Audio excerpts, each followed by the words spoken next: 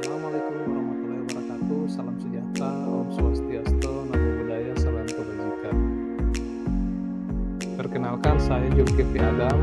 Saya merupakan calon guru penggerak angkatan 7 tahun 2022 untuk Kabupaten Gorontalo Utara.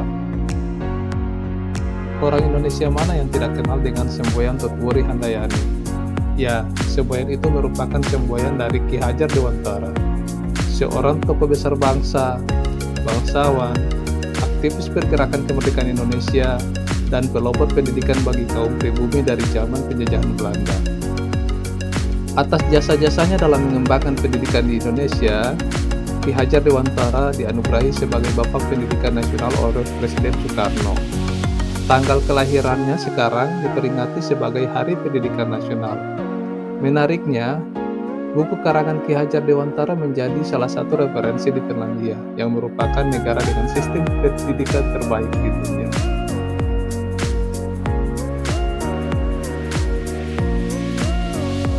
Saya mengucapkan terima kasih kepada Pak Abdul Gofron selaku fasilitator saya dan Pak Munawir Patilima selaku pengajar praktek.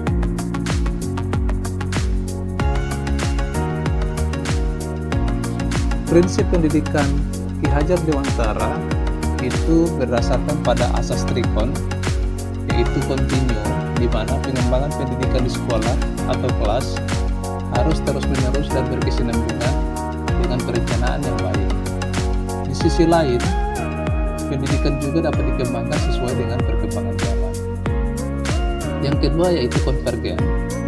Dalam upaya mengembangkan pendidikan, kita tetap terbuka dari berbagai sumber luar yang dipandang dapat memajukan pendidikan di Indonesia.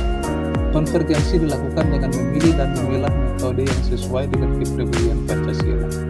Contohnya Taman Siswa Ki Hajar Dewantara itu merupakan sebuah metode yang menggabungkan antara Montessori dan Froebel dan disesuaikan dengan jati diri bangsa. Yang ketiga adalah konsentris. Dalam pergaulan dengan bangsa-bangsa lain di dunia, kita harus berusaha menyatukan pengembangan pendidikan kita dengan pendidikan dunia atau pendidikan global. Dengan catatan kita tetap harus berpegang pada ciri khas kepribadian bangsa Indonesia yang berdasarkan Pancasila.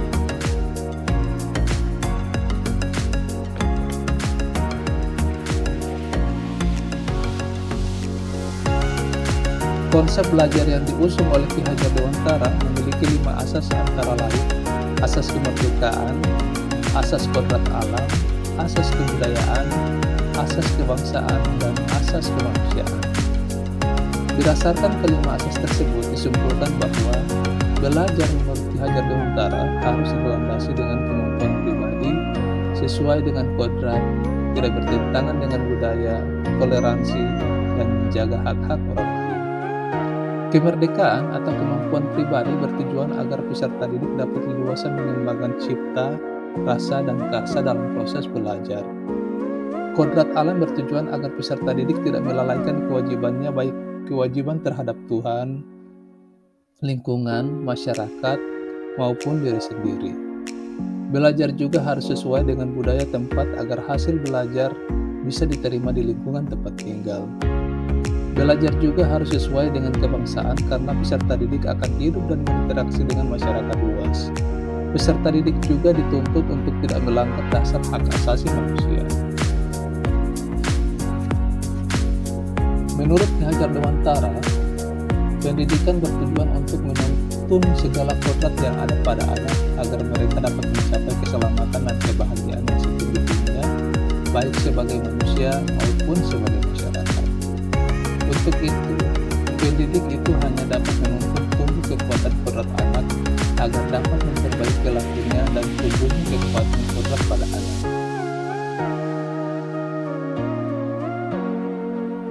Ki Hajar Dewantara mengibaratkan peran pendidik itu seperti seorang petani yang tugasnya merawat sesuai kebutuhan dari tanaman-tanaman tersebut. Agar tumbuh dan berbuah dengan baik, maka setiap tanaman harus mendapatkan perlakuan berbeda sesuai kebutuhan. Poin penting di sini adalah bahwa sebagai guru, kita harus mampu menerapkan metode belajar yang bervariasi sesuai dengan kebutuhan atau karakteristik siswa.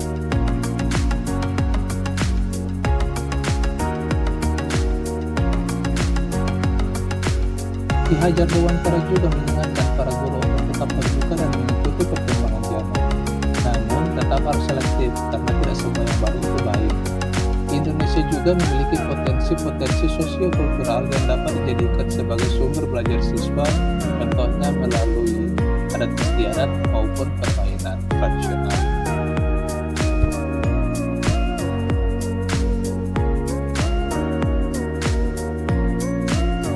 Kodrat alam berkaitan dengan sifat dan bentuk lingkungan di mana anak berada, sedangkan kodrat zaman berkaitan dengan isi dan geraknya.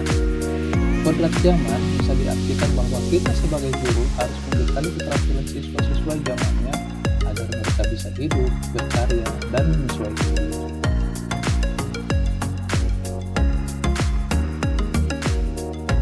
Menurut Ki Hajar Dewantara, budi pekerti merupakan bagian yang tidak terpisahkan dari pendidikan dan pengajaran. Guru harus memberikan keteladanan yang baik bagi siswa dalam mengembangkan budi pekerti melalui kegiatan-kegiatan pembiasaan sekolah. Hal terpenting yang mesti dilakukan seorang guru adalah menghormati dan memperlakukan anak sebaik-baiknya sesuai dengan kontennya dan melayani mereka sebisa.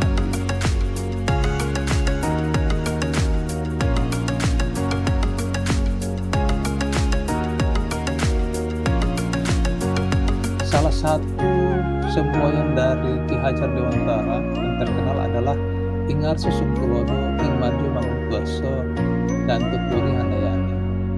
Di sini bisa kita ambil kesimpulan bahwa sebagai seorang guru, kita memberikan contoh atau panutan ketika berada di depan, membangkitkan semangat, kemauan, atau niat ketika berada di tengah-tengah siswa, dan memberikan semangat, dukungan, atau dorongan kepada siswa ketika berada di belakang. Posisi kita sebagai guru akan menyesuaikan berdasarkan situasi dan kondisi.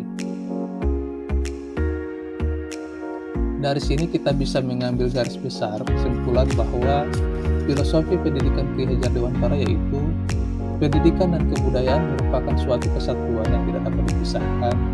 Pendidikan dan kebudayaan adalah hal dinamis. Pendidikan adalah perubahan budi pekerti. Tugas kita sebagai guru adalah mendidik anak dan mewujudkan pendidikan yang berpihak kepada anak.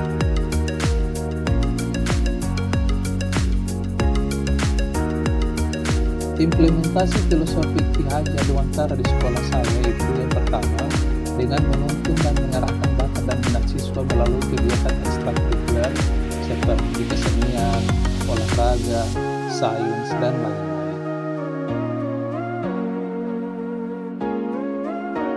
Yang kedua adalah sebagai seorang guru, kita harus dituntut untuk merancang pembelajaran yang bervariasi dan berpusat pada siswa dengan memanfaatkan sumber daya anak sekolah serta mengaitkan materi secara kontekstual.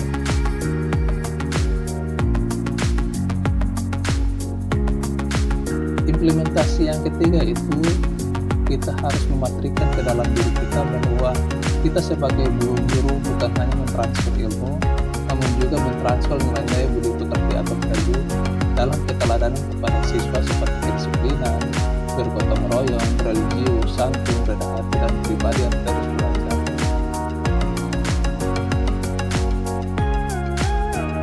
Menjadi guru di zaman sekarang banyak tantangan dan tidak mudah. Kecanggihan teknologi dan pengaruh globalisasi memberikan dampak negatif di mana akhlak dan moral siswa semakin runtuh. Untuk itu sebagai pendidik, saya terus belajar mengembangkan kompetensi diri, memberikan keteladanan, menjalin kerjasama dengan kepala sekolah, rekan sejawat, orang tua dan masyarakat agar dapat membangun generasi cerdas dan berbudi pekerti.